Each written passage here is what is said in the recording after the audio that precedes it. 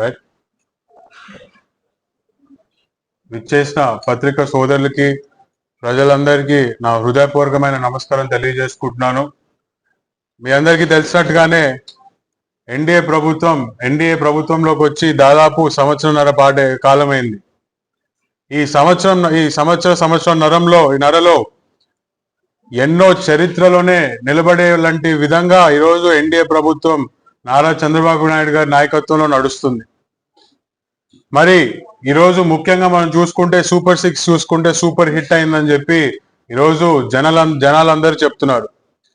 ఈ సూపర్ 6 లో మీరు చూసుకుంటే మహిళలు ఈరోజు ముఖ్యంగా మీరు మొదటిగా చూసుకుంటే గ్యాస్ సిలిండర్ అనే ఒక పథకం చాలా కష్టమైన పథకం ఇంప్లిమెంట్ చేయడానికి, అమల్లోకి తీసుకొని రావడానికి. ఎందుకంటే ఆ గ్యాస్ సిలిండర్ ప్రతి ఇంటికి ఇచ్చే 3 గ్యాస్ సిలిండర్లు మళ్ళీ తీసుకోవడము, మళ్ళీ ఇవ్వడము, కరెక్ట్ గా టైంకి వాళ్ళకి అందజేయడం అనేది చాలా కష్టమైన టాస్క్. కానీ ప్రభుత్వం దృష్టి పెట్టి సూపర్ 6 లో ఉన్న భాగంగా ఈ గ్యాస్ సిలిండర్ల మీద కూడా దృష్టి పెట్టి ఈరోజు కరెక్ట్ గా టైంకి 3 గ్యాస్ సిలిండర్లు కూడా ప్రతి ఇంటికి వెళ్ళడం జరుగుతున్నాయి. మరి అదే విధంగా గత ప్రభుత్వంలో కాకుండా ఈరోజు ఇంట్లో ఎంత మంది చదువుకుంటుంటే అంతమందికి కూడా ఈరోజు తల్లికి వందనం అని చెప్పి మనము పథకం అమలు చేసి చదువుకుంటున్న ప్రతి పిల్లోడికి కూడా ఈరోజు మన తెలుగుదేశం పార్టీ కానీ ఎన్డీఏ ప్రభుత్వం కానీ ఈరోజు అండగా నిల్చున్నారు. మరి ఈరోజు మీరు చూసుకుంటే మహిళలు హ్యాపీగా ఉన్నారు. ప్రతి ఒక్క అక్క చెల్లి మహిళలు ప్రతి ఒక్కరు ఈ రాష్ట్రంలో ఉన్నోళ్ళు మరి రాష్ట్రంలో ఎక్కడ తిరగాలన్నా కూడా బస్సు ఎక్కి హ్యాపీగా తిరిగే పరిస్థితిలో ఈరోజు ఆంధ్రప్రదేశ్ రాష్ట్రంలో మహిళలు ఉన్నారు. మరి ఇటీవల మీరు చూసుకుంటే రైతులకు కానీ అన్నదాత సుఖీభావ మొదటి విడత ఈరోజు ప్రతి రైతన్నకి పడడం జరిగింది. అలాగే మిగిలిన 2 విడతలు కూడా ఖచ్చితంగా ఎన్డీఏ ప్రభుత్వము ఇస్తుంది. రైతన్నలకి ఒక్క అన్నదాతే కాదు, ఇంకే రకంగా కూడా ఇబ్బందులు ఉన్నా ఖచ్చితంగా చంద్రబాబు నాయుడు గారు ప్రతి ఒక్క రైతన్నకు కూడా అండగా నిలుస్తున్నాడు. మరి మీరు ఈరోజు చూసుకుంటే ఇంకో పక్కన పెన్షన్లు ఈరోజు మీరు అందరికీ గుర్తుండొచ్చు, గతంలో 2014 నుంచి 19 వరకు ఎప్పుడైతే తెలుగుదేశం పార్టీ అధికారంలో ఉండిందో 2000 రూపాయలు పెన్షన్ ఇవ్వడం జరిగింది. దాన్ని మాజీ ముఖ్యమంత్రి జగన్మోహన్ రెడ్డి గారు 3000 చేస్తానన్నాడు. కానీ అధికారంలోకి వచ్చిన తర్వాత ఏం చేశాడు? 250 పెంచుకుంటూ వస్తానని చెప్పి మాట మార్చి జనాల్ని మోసం చేశాడు. కానీ తెలుగుదేశం పార్టీ ప్రభుత్వం కానీ ఎన్డీఏ గవర్నమెంట్ కానీ ఈరోజు మీరు చూసుకుంటే అధికారంలోకి వచ్చిన మొదటి నెల నుంచే 1000 రూపాయలు పంచి ప్రతి పెద్దవాళ్ళకి కానీ అటు ఒంటరి మహిళలకు కానీ ఇంకో మరి వికలాంగులకు కానీ టైంకి పెన్షన్ అందే విధంగా ఈరోజు పరిపాలన సాగుతుంది. మరి ముఖ్యంగా ఈరోజు చూసుకుంటే యువకులకి తెలుగుదేశం పార్టీ కానీ ఎన్డీఏ ప్రభుత్వం కానీ ఏ విధంగా అండగా ఉందో ఈరోజు మీరందరూ గమనిస్తే ఈరోజు మీరే చెప్పగలుగుతారు. చరిత్రలోనే ఎప్పుడు లేనంటి విధంగా మొదటిసారి ఒక సంఖ్య చెప్పి 20 లక్షల ఉద్యోగాలనే నంబర్ చెప్పి ఎన్నికల్లోకి వెళ్ళడం జరిగింది. ఈరోజు దాంట్లో భాగంగానే నారా లోకేష్ గారు కానీ చంద్రబాబు నాయుడు గారు కానీ ఎప్పుడో చెప్పారు మా మొదటి సంతకం డిఎస్సి నోటిఫికేషన్ మీద ఉంటుంది అని. ఆ మాటకి నిలబడే ఈరోజు మొదటి సంతకం డిఎస్సి నోటిఫికేషన్ పెట్టారు. ఈరోజు ఉద్యోగాలు వచ్చినాయి. గత 5 సంవత్సరాల్లో జగన్మోహన్ రెడ్డి గారు ముఖ్యమంత్రిగా ఉన్నప్పుడు డిఎస్సి మాట ఎత్తిన దాఖలాలు కూడా లేవని చెప్పి ఒక్కసారి ప్రజలకి గుర్తు చేస్తున్నాను. ఒక్క డిఎస్సియే కాదు, ఇచ్చిన హామీని నిలబెట్టుకోవడానికి ఎంత కష్టపడుతున్నాడో నారా లోకేష్ గారు ఈరోజు కల్లారా మనం అందరం చూస్తున్నాము. గతంలో మరి మీరందరూ కూడా గుర్తుండే ఉండాల, ఒకానొక సమయంలో కియా మోటార్స్ అనేది ఆంధ్రప్రదేశ్ రాష్ట్రానికే ఒక పెద్ద సంస్థ. అట్లాంటి ఒక ఇండస్ట్రీ 2014 నుంచి 19 మధ్యలో నేను న్యూస్ లో చదవడం జరిగింది. ఇక్కడ నుంచి తమిళనాడుకి ఎక్కడైతే వాళ్ళ సిస్టర్ కంపెనీ హుండై ఉందో అక్కడికి వెళ్ళిపోదామని చెప్పి చూసింది. కారణం ఇక్కడ ప్రభుత్వం అనేది ఎక్కడ ఈజ్ ఆఫ్ బిజినెస్ కానీ వాళ్ళకి వెసులుబాటు కానీ ఇక్కడ ఎక్కడ కల్పించట్లేదు కాబట్టి వాళ్ళు వెళ్ళిపోదామని చెప్పి. కానీ ఈ రోజు మన రాష్ట్ర పరిస్థితి ఏంటి? కర్ణాటకలో, తెలంగాణలో ఎక్కడ కూడా సంస్థలు అనేక రంగాల్లో, డిఫెన్స్ లో కానివ్వండి, ఎయిర్ ఫోర్స్ లో కానివ్వండి, ఐటీ రంగంలో కానివ్వండి, పక్క రాష్ట్రాల నుంచి ఉన్న పెట్టుబడులు తీసుకొచ్చి ఆంధ్రప్రదేశ్ రాష్ట్రంలో పెట్టాలని చెప్పి చూస్తున్నారు. తేడా ఒకసారి మీరే గమనించమని కోరుతున్నాను. ఎన్నో పెద్ద కంపెనీలు ఈరోజు మన రాష్ట్రానికి క్యూ కట్టినాయి. అటు టీసీఎస్ కానివ్వండి, అటు రిలయన్స్ ఇండస్ట్రీస్ కానివ్వండి, ఎల్జీ అయితే శ్రీ సిటీలో ఏకంగా దాని ప్రొడక్షన్ ప్లాంటే ఓపెన్ చేయడం జరుగుతుంది. ఒక్కసారి ప్రొడక్షన్ ప్లాంట్ అనేది ఓపెన్ చేస్తే ఎన్నో రకాలమైన ఉద్యోగాలు ఈరోజు మనం కలిగలుగుతాము. అటు లేబర్ కానీ, అటు స్కిల్డ్ కానీ, అన్స్కిల్డ్ కానీ, టెక్నికల్ జాబ్స్ కానీ ఎన్నో వస్తాయో ఒకసారి ఆలోచించండి. మరి గతంలో ఇక్కడ నుంచి తరిమేయబడినటువంటి సంస్థలు జాకీ కానీ, మరి లూలు మాల్ కానీ ఈరోజు తిరిగి మళ్ళీ ఆంధ్రప్రదేశ్ రాష్ట్రానికి వస్తున్నాయంటే దానికి కారణం నారా చంద్రబాబు నాయుడు గారి విజన్. ఆ విజన్ తో చేయబడిన, ఆ విజన్ వెనుకలున్న నారా లోకేష్ గారి కష్టం అని చెప్పి కూడా నేను ఈరోజు సంపూర్ణంగా మనసు ద్వారా తెలియజేసుకుంటున్నాను. మరి ఒక పక్క సంక్షేమము, ఒక పక్క అభివృద్ధి, ఒక పక్క పెట్టుబడులు, మూడు కలిపి ఈరోజు రాష్ట్రాన్ని ముందరికి తీసుకొని వెళ్లే పరిస్థితి. ప్రభుత్వ పాలన ఈ విధంగా సాగుతున్నప్పుడు ఈరోజు వైసీపీ నాయకులు ఈరోజు తప్పుడు ప్రచారాలు చేసి జనాల్ని తప్పుదావ పట్టించే పరిస్థితి. ఈరోజు ఏమంటారు, టీసీఎస్ కి ఎందుకు తక్కువ ధరలో ఈరోజు స్థలం ఇచ్చినామని చెప్పి ప్రధానంగా మాట్లాడతారు. ఈరోజు టీసీఎస్ కి మనము తక్కువ ప్రైస్ కి ల్యాండ్ ఇవ్వడంలో తప్పు ఏంటని నేను ప్రశ్నిస్తున్నాను. ఈరోజు కాస్త కూస్తా ఆ ల్యాండ్ ఉంటే ఏం చేసేవాళ్ళు?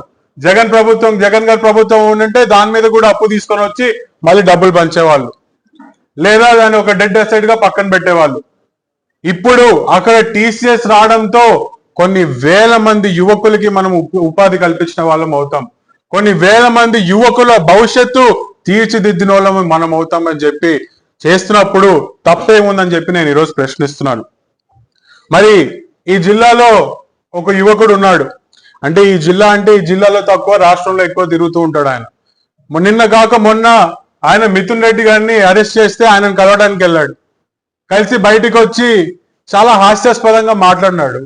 అంటే చూసేటప్పుడు నవ్వాలా ఏందో నాకు కూడా అర్థం కాలేదు. ఎట్లా మాట్లాడతాడంటే, మిథున్ రెడ్డి గారి ఇమేజ్ పెరిగినందుకు రేపు పొద్దున నారా లోకేష్ గారికి మిథున్ రెడ్డి అడ్డొస్తాడని చెప్పి మిథున్ రెడ్డి గారి మీద ఈరోజు అక్రమ కేసులు పెట్టామని చెప్పి నవ్వుతున్నారు. అసలు నేను నవ్వుకున్నారు జనాలందరూ, నాతో పాటు చూసిన వాళ్ళందరూ కూడా నవ్వుకున్నారు. అసలు నీ స్థాయి ఏంటని నేను ఈరోజు ప్రశ్నిస్తున్నా. నీ స్థాయి లోకేష్ అని ఇంకో నాయకుడికి కంపేర్ చేసే స్థాయి నీకుందా అని చెప్పి ఈరోజు నేను ప్రశ్నిస్తున్నాను. ఇదే సైకో పాలనలో 2014 నుంచి 24 మధ్యలో ఒక సైకో పాలన నడిచింది. కొన్ని వేల మంది తెలుగుదేశం పార్టీ కార్యకర్తల మీద అక్రమంగా కేసులు పెట్టారు. ఈ సోషల్ మీడియాలో ఒక పోస్ట్ పెట్టినందుకు ఆలగడ్డలోనే కొన్ని వందల మంది మీద కేసులు పెట్టినారు. ఈరోజు వాళ్ళ ఆస్తుల మీద పడి దోపిడీ చేసినారు. ఆయన పాదయాత్ర కదిలొస్తే అడుగు అడుగున ఈ రకంగా ఇబ్బంది పెట్టినారు. ఈరోజు ఆ రోజు జనాలందరూ చూశారు. కొత్త జియోలు వచ్చినాయి. రాత్రికి జియోలు తీసుకొని వచ్చినారు. పాదయాత్ర జరగకుండా అడుగు అడుగున పోలీసు వాళ్ళు అడ్డుకుంటారు. కొన్ని పాదయాత్ర సమయంలోనే కొన్ని వేల మంది కార్యకర్తల మీద కేసులు. ఎన్ని కేసులు వేసినా, ఎన్ని రకాలుగా ఇబ్బందులు పెట్టినా ఆ రోజు పాదయాత్ర ఆయన కదిలొచ్చాడు.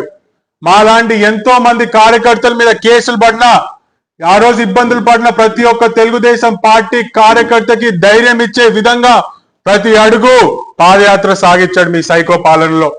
తన తండ్రిని వదిలేసి, బిడ్డని భార్యని వదిలేసి ఎన్ని ఇబ్బందులు పడ్డారో కల్లారా ప్రజలందరూ చూశారు.